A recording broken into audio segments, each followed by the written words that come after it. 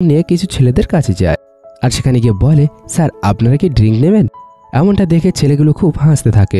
এরপরে একটা ছেলে নুয়ানকে বলে, মনে হচ্ছে আজকের তোমার প্রথম দিন, আসো আমার কাছে এসে বসো।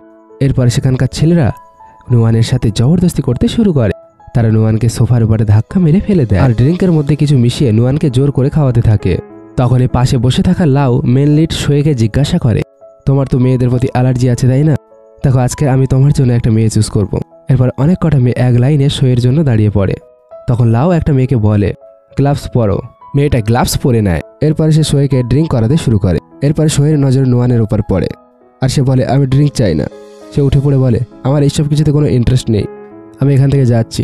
এর মাঝে পাশের থেকে ছেলেরা নুয়ানের ওপর হাসছিল।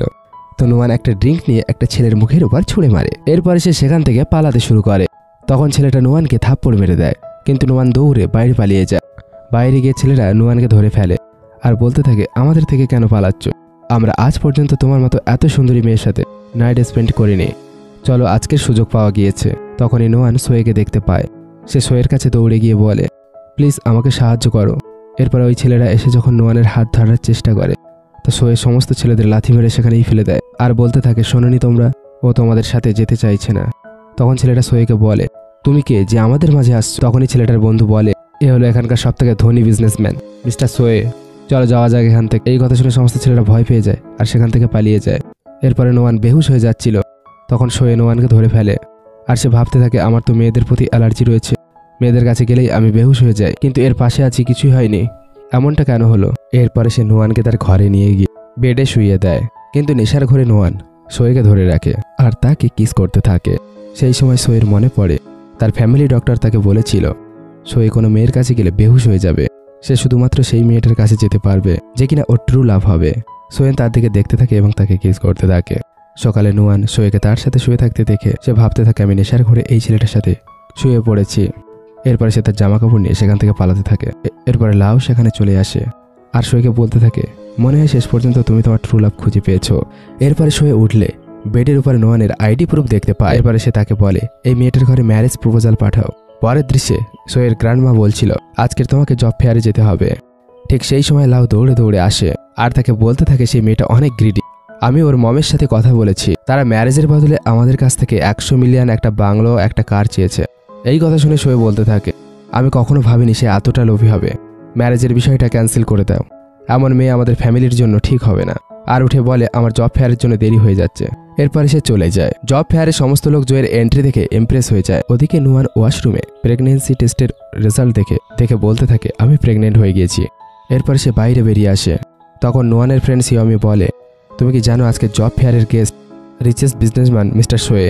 নুয়ান ভাবে সেই দিন রাত্রে সেই ছেলেটার জন্য সে প্রেগনেন্ট হয়ে গিয়েছে। এরপর সে নিজের ডকুমেন্টস নিয়ে সাওমির সাথে চলে যায়। স্টেজে অ্যানাউন্স করা হয়, সোয়েকে স্টেজে ডাকা হয়। সোয়ে এন্টার করতেই সমস্ত লোকেরা ক্লাপিং করতে থাকে, কিন্তু নুয়ান এখনও পর্যন্ত সেই দিন রাতের কথা ভাবছিল। যখন টিচার সোয়েকে স্টেজে ডাকে, নুয়ান আর সোয়ে একে অপরকে দেখে শক হয়ে যায়। তখন নুয়ান প্রেগনেন্সি টেস্ট দেখে ভাবে, আমার তাকে বলতে হবে আমি তার কারণেই প্রেগনেন্ট। এরপরে সে স্টেজের উপরে চলে যায়। তখন লিউকে এসে লুয়ানকে ধাক্কা মারে আর বলতে থাকে, তোমার সাহস হয় কি করে, তুমি মিস্টার সোয়ের পাশে আসছো? তখন নুয়ান বলে, আমি ওনার সাথে কথা বলতে চাই। এরপরে লিউকে সোয়ের কাছে গিয়ে বলে, একজন গরিব স্টুডেন্ট যে টাকার জন্য বারে কাজ করে।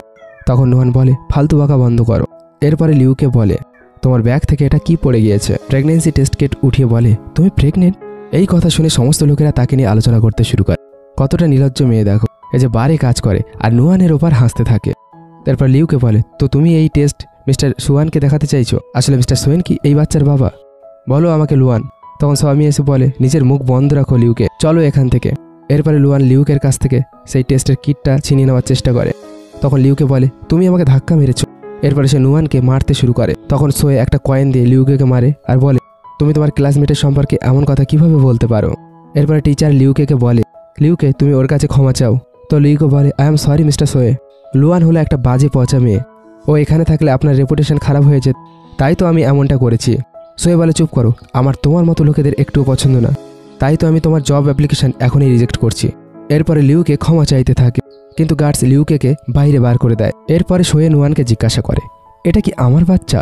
নুয়ান উত্তরে হ্যাঁ বলে। তখন সোয়ে বলে, তুমি এই বাচ্চাটাকে অ্যাভয়েড করতে পারো। তখন নুয়ান বলে, আমি জানি তুমি এই বাচ্চাটা চাও না, কিন্তু আমি একাই এর কেয়ার করে নিতে পারবো।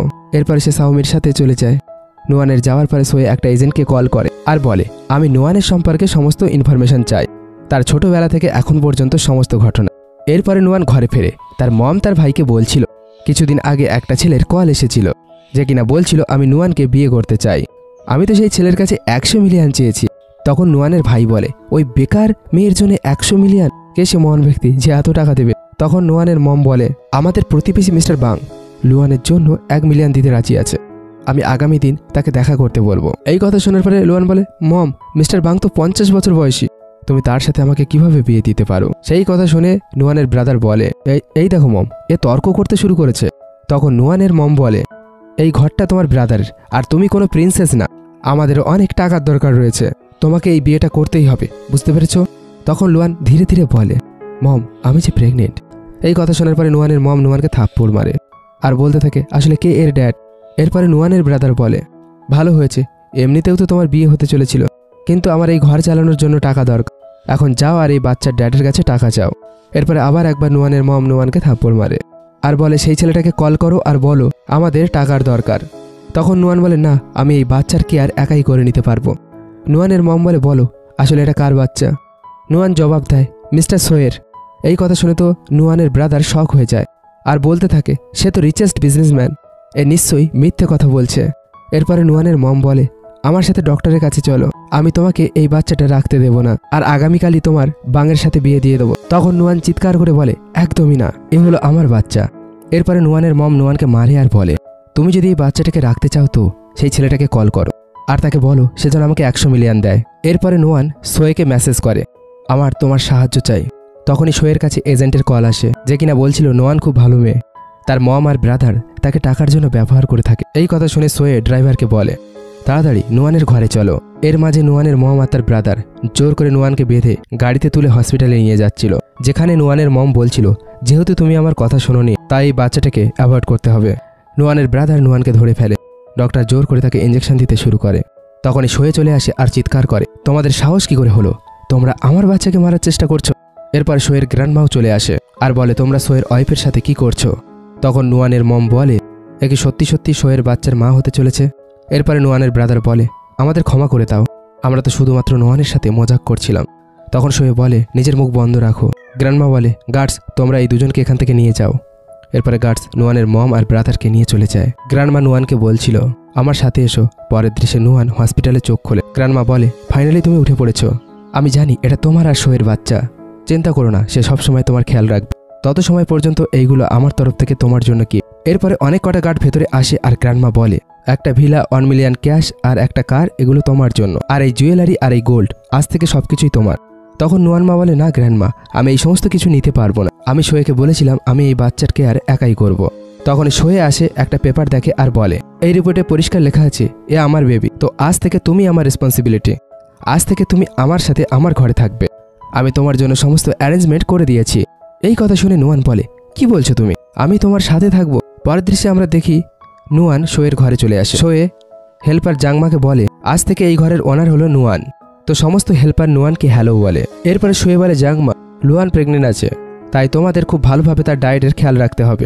এরপরে জাংমা নুয়ানকে তার বেডরুম দেখিয়ে বলে এই বেডরুমটা ঠিক মিস্টার সোয়ের বেডরুমের পাশে, তোমার এই রুমটা কেমন লাগলো বলো। তখন নুয়ান বলে এটা তো অনেক সুন্দর, জাংমা তোমাকে অনেক ধন্যবাদ। জাংমার যাওয়ার পরে নুয়ান বেডের পাশে বসে পড়ে আর বলতে থাকে এই বেডটা তো অনেক এক্সপেন্সিভ, যদি আমি ভুল করে এটা ভেঙে ফেলি তো, এমনটা ভেবে সে মেঝেতে শুয়ে পড়ে। হলে গ্র্যান্ডমা সোয়েকে বলছিল নুয়ান তোমার বাচ্চার জন্য অনেক কিছু করেছে। তখন সোয়ে বলে হ্যাঁ ও একটু ভীতু টাইপের আছে। গ্র্যান্ডমা বলে সে আসলে ভীতু না, এই সব কিছু তার মা আর ব্রাদারের জন্য হয়েছে, যদি আমরা না যেতাম তো নুয়ান আর তোমার বাচ্চাকে তারা মেরে ফেলতো, তাই তো এখন থেকে তুমি তার কেয়ার করবে, চলো তার কাছে যাওয়া যাক। কিন্তু সেখানে এসে গ্র্যান্ডমা আর সোয়ে নুয়ানকে ফ্লোরে শুয়ে থাকতে দেয়, তো সোয়ে নুয়ানকে কোলে তুলে বেডের উপরে শুয়ে দেয় আর বলে সে চায় না তার জন্য এখানে কারোর প্রবলেম হোক। গ্র্যান্ডমা বলে কি প্রবলেম, সে এখন থেকে তো আমাদের ফ্যামিলি মেম্বার, সে তো আমার গিফটসগুলোও নিল না, ও উঠলে আমরা সবাই মিলে শপিং করতে যাব, আমি চাই না তার কোনো প্রবলেম হোক। তখন নুয়ান ওঠে আর বলে আপনারা দুইজন কখন এখানে আসলে। এরপরে গ্র্যান্ডমা নুয়ানের কাছে বসে বলে আমি তোমাকে ধন্যবাদ জানাতে চাই, কারণ সোয়ের মেয়েদের প্রতি অ্যালার্জি রয়েছে আর আমি ভেবেছিলাম আমি কখনো তার বাচ্চাকে দেখতে পাবো না, কিন্তু তোমার কারণে আমি সোয়ের বাচ্চাকে দেখতে পাবো, এখন চলো তোমার জন্য কিছু শপিং করা যাক। সেই কথা শুনে নুয়ান বলে না না তার কোনো প্রয়োজন নেই। তখন গ্র্যান্ডমা বলে তুমি যদি এইভাবে মানা করতে থাকো তো আমি কিন্তু অনেক রেগে যাব। এরপরে নুয়ান গ্র্যান্ডমা সোয়ের সাথে শপিং মলে যায়, যেখানে সবাই তাকে ওয়েলকাম জানাচ্ছিল। নুয়ান বলে, গ্র্যান্ডমা এই সমস্ত কিছু তো অনেক এক্সপেন্সিভ। তখন গ্র্যান্ডমা বলে, চিন্তা করো না, এই শপিং মলটাই আমাদের, তোমার যা কিছু পছন্দ তুমি এখান থেকে নিতে পারো। এরপরে গ্র্যান্ডমা শপিং মলের সেলস গার্লকে বলে, একে নিয়ে যাও আর সমস্ত ড্রেসগুলো ট্রাই করাও। এরপরে নুয়ান চেঞ্জ করে আর এক এক করে সমস্ত ড্রেসগুলো পরে পরে নুয়ান আর গ্র্যান্ডমাকে দেখাচ্ছিল। এরপরে নুয়ানের জন্য অনেক বিউটিফুল ড্রেস প্যাক করে দেওয়া হয়। এরপরে গ্র্যান্ডমা নুয়ানকে একটা জুয়েলারি শপে নিয়ে যায় আর বলে, আমার ডটার ইনলোর জন্য এখানকার সব থেকে বিউটিফুল জুয়েলারিটা দেখাও। এরপরে ব্যাগ স্টোরে গিয়ে বলে, এই সমস্ত ব্যাগগুলো প্যাক করে দাও। এরপরে বাইরে এসে গ্র্যান্ডমা বলে, সমস্ত দোকানগুলোই আমাদের, তুমি যদি কিছু নিতে চাও তো নিতে পারো। তখন নুয়ান বলে, গ্র্যান্ডমা আজকের আমরা অনেক শপিং করে নিয়েছি। এরপরে গ্র্যান্ডমা ক্ল্যাপ করে আর হেল্পারদের ডাক আর বলে, এই হলো তোমার ওয়ার্ড্রোব ডিজাইন। এরপরে সবাই ঘরে ফিরে যায় আর নুয়ান বেহুশ হয়ে যাচ্ছিল। তখন শুয়ে তাকে ধরে ফেলে আর বলে, তুমি কি ঠিক আছো? ঠিক তখন জাংমা বলে, ম্যাডাম খাবার তৈরি আছে। এরপরে সবাই খাবার খাচ্ছিল। সোয়ে নুয়ানকে একটা কার্ড দেয়, এই কার্ডটা রাখো, এর মধ্যে 30 মিলিয়ন রয়েছে। এই কথা শুনে তো নুয়ানের মুখের খাবার বেরিয়ে আসে।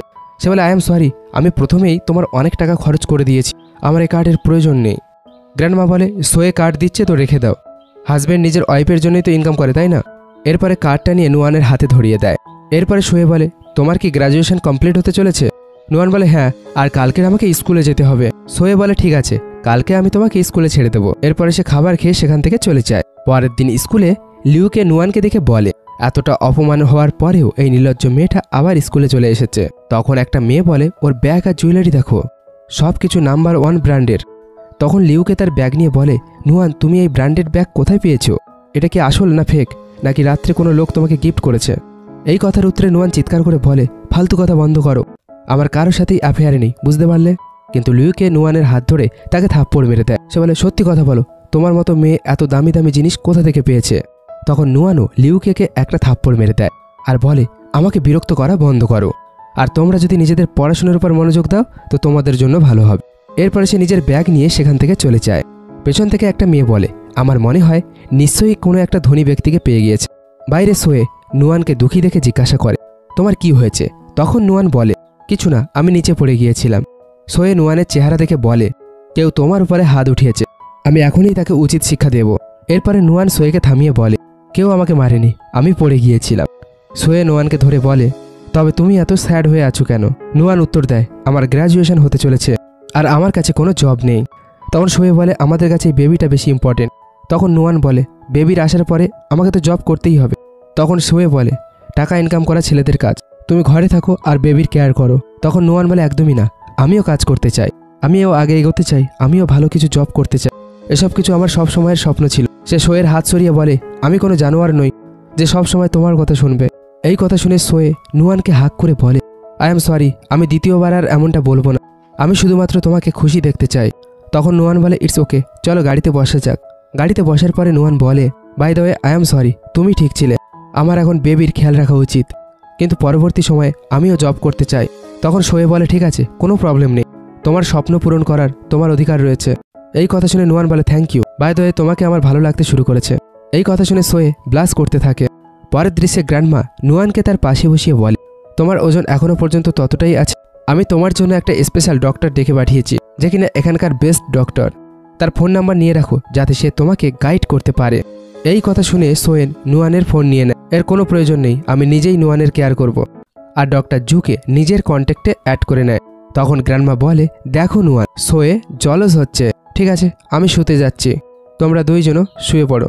এই কথা শোনার পরে নুয়ান বলে, ঠিক আছে আমিও যাচ্ছি। রাত্রে পুলের কাছে নুয়ান বলে, মনে হয় আমি আমার টাওয়াল আনতে ভুলে গিয়েছি। সেই সময় ডক্টর জু সোয়েকে বলে, তোমার নুয়ানকে বডি ম্যাসাজ দেওয়া উচিত, এটা বেবির হেলথের জন্যও ভালো হবে। তখন সোয়ে বলে, কোথায় কোথায় ম্যাসাজ করতে হবে? ডক্টর জু উত্তরে বলে, বেলিতে আর থাইসতে। তো সোয়ে বলে, ঠিক আছে তুমি এখন যেতে পারো, আমি এইসব করে নেব। এরপরে সোয়ে পুলের কাছে আসে। নুয়ান বলে, তুমি এখানে কি করতে এসেছো? সোয়ে বলে, আমাকে তোমার ম্যাসাজ করতে হবে। নুয়ান বলে, ঠিক আছে, তবে আমার জন্য আগে একটা টাওয়াল নিয়ে আসো।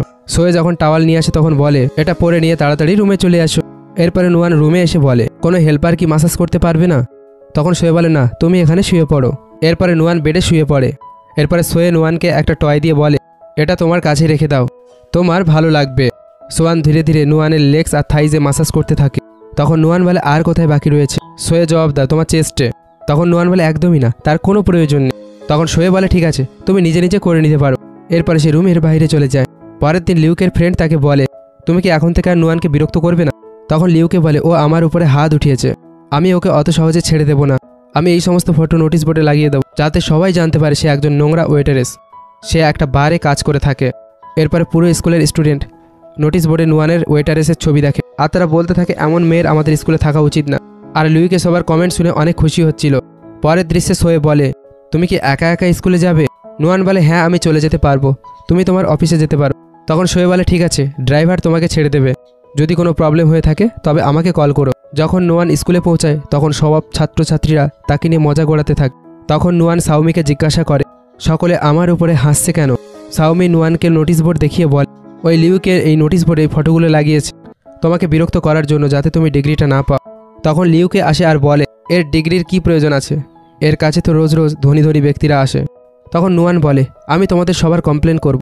তখনই প্রিন্সিপাল নুয়ানকে ডেকে পাঠায়, তাড়াতাড়ি আমাদের অফিসে আসো, আমরা তোমার গ্র্যাজুয়েশন সার্টিফিকেট ক্যান্সেল করছি। এরপরে নুয়ান আর বাকি সবাই প্রিন্সিপালের অফিসে যায়। তখন প্রিন্সিপাল বলে, নুয়ান সবাই তোমার নামে কমপ্লেন করছে, তুমি আনম্যারিড হওয়া সত্ত্বেও প্রেগনেন্ট, তোমার জন্য স্কুলের রেপুটেশন খারাপ হয়ে যাচ্ছে। তখন নুয়ানের টিচার বলে, এমনটা হতে পারে না, কারণ নুয়ান সবসময় ভালো মার্কস নিয়ে আসে। তখন লিউকে বলে, না স্যার, ওর প্রেগনেন্সি টেস্ট দেখুন। তখন লিউকের ফ্রেন্ড বলে, এ বারে ওয়েটারে কাজ করে আর এর ধনী ব্যক্তিদের সাথে অ্যাফেয়ার রয়েছে। তখন নুয়ান বলে, আমি ওই কাজটা আমার ফিস জমা করার জন্য করি। তখন লিউকে বলে, যদি আমি মিথ্যে বলে থাকি তো আপনি এর মম আর ব্রাদারের কাছে জিজ্ঞাসা করতে পারে। তখনই নুয়ানের মম আর ব্রাদার অফিসে এন্টার করে, কারণ লিউকে নুয়ানের মম আর ব্রাদারকে বলেছিল, আমি তোমাকে 10,000 দেবো, তোমার প্রিন্সিপালের অফিসে গিয়ে নুয়ানের সম্পর্কে অনেক খারাপ খারাপ কথা বলতে হবে। এরপরে নুয়ানের মম প্রিন্সিপালকে বলে, আমারই ভুল স্যার, আমার মেয়ে অনেক খারাপ একজন, ওর প্রত্যেক দিন কারো না কারোর সাথে অ্যাফেয়ার চলতে থাকে।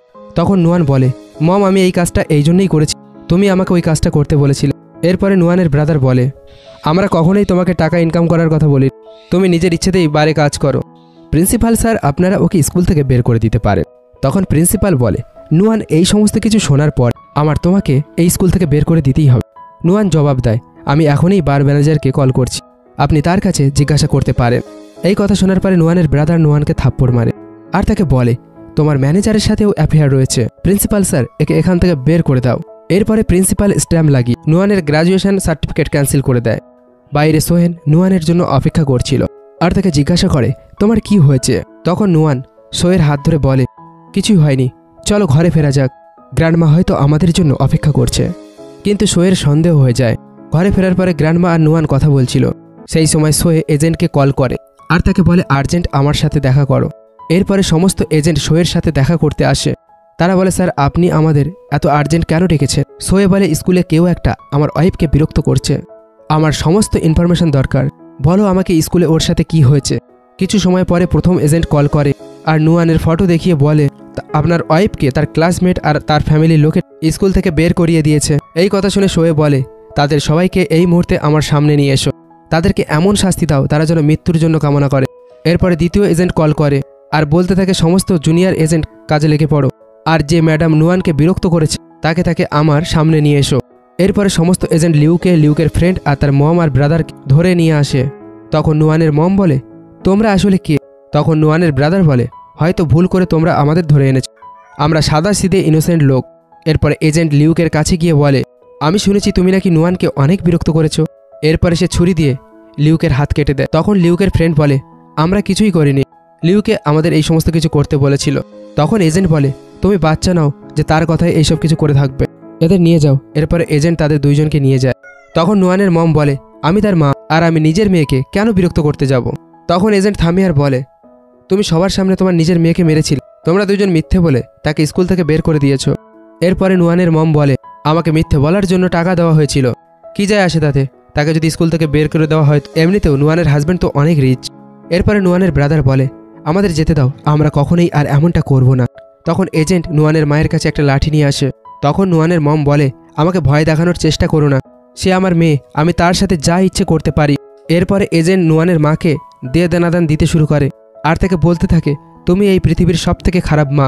এরপরে নুয়ানের মা বেহুশ হয়ে নিচে পড়ে যায়। এরপরে এজেন্ট নুয়ানের ব্রাদারের কাছে ছুরি নিয়ে বসে, বলো তুমি ম্যাডাম নুয়ানকে কিভাবে বিরক্ত করেছো, এই ছুরিটা নাও আর আমাকে দেখাও কিভাবে তুমি তাকে মেরেছো।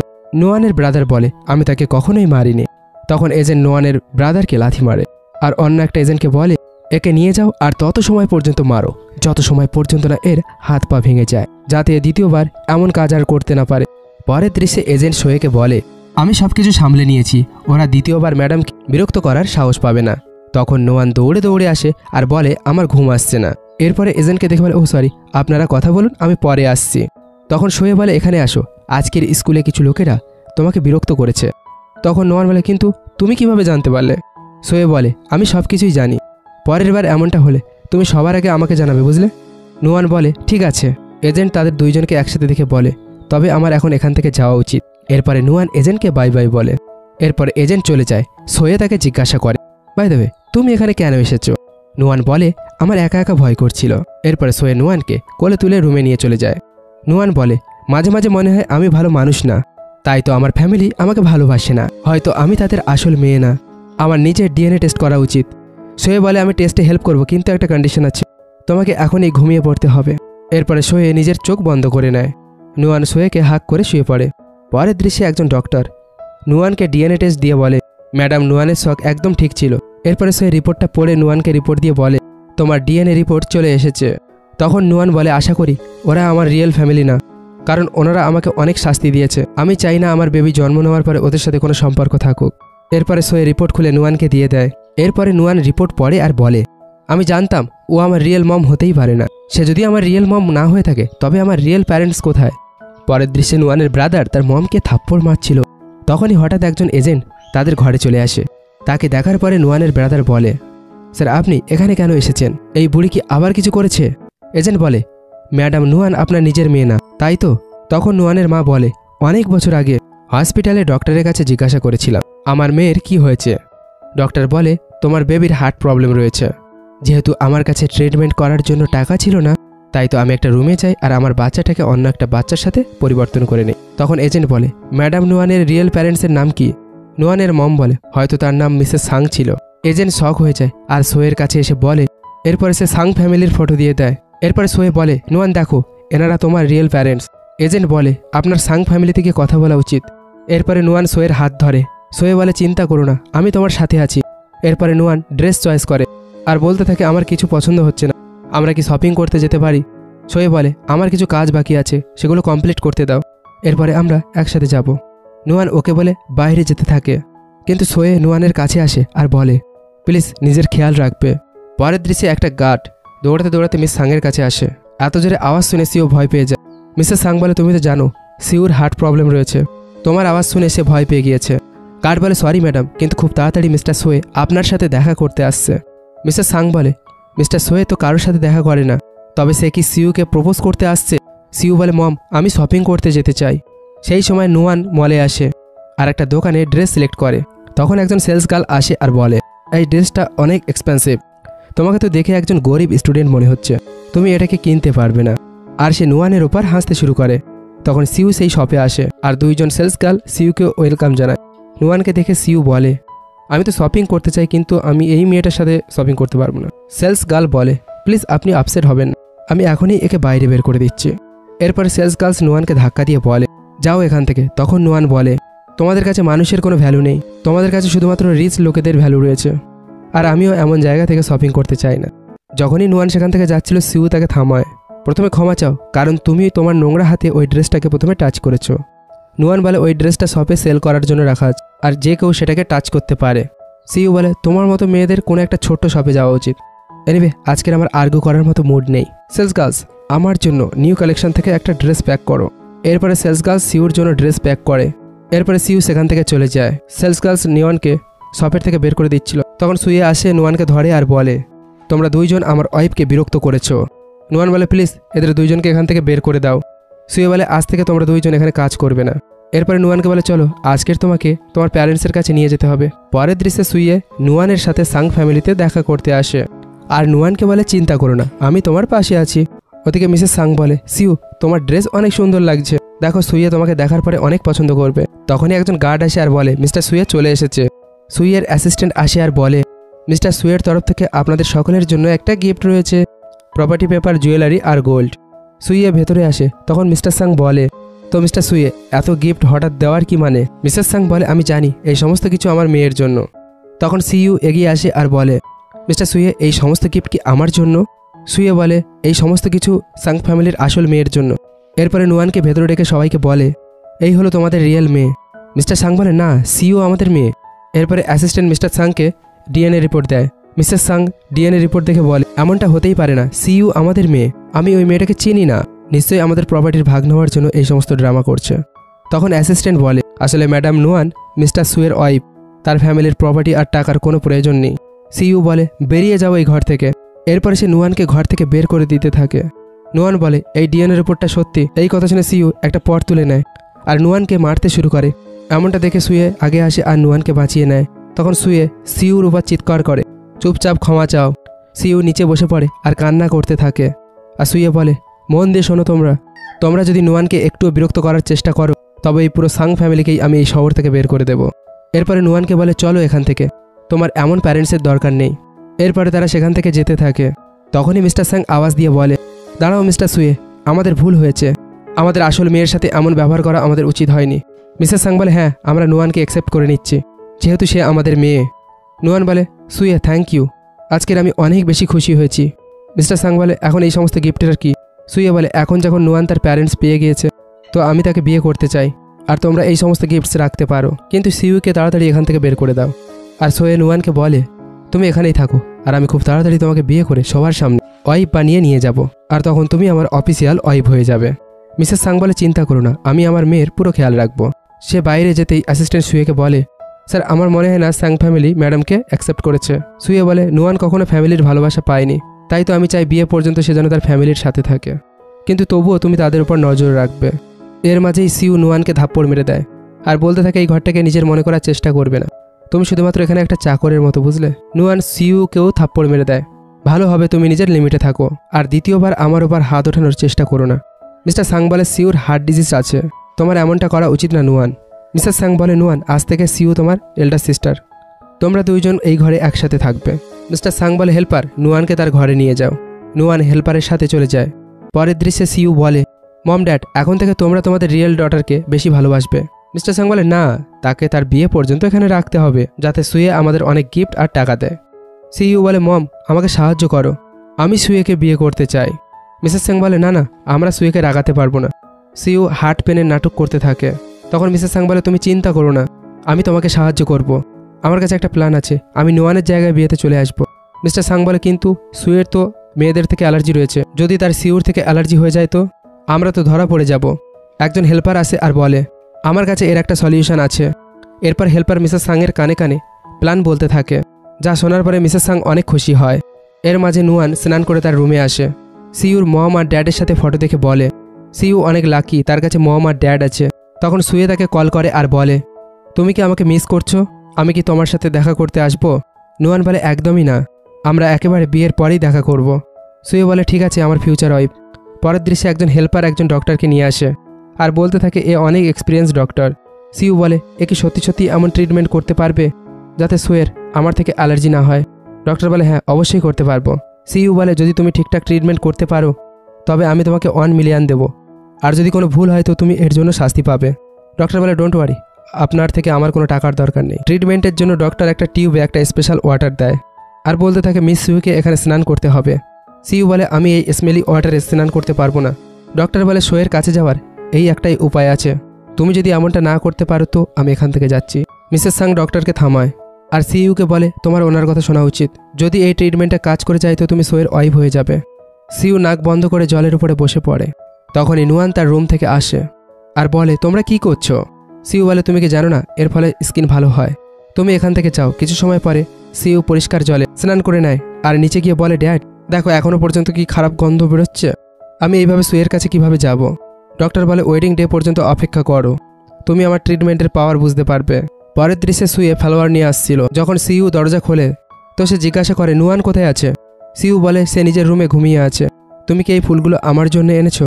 এরপরে সিইউ চা দিতে দিতে বলে, এটা তোমার জন্য। সুয়ে নুয়ানকে খুঁজতে খুঁজতে বলে, আমার এসব দরকার নেই।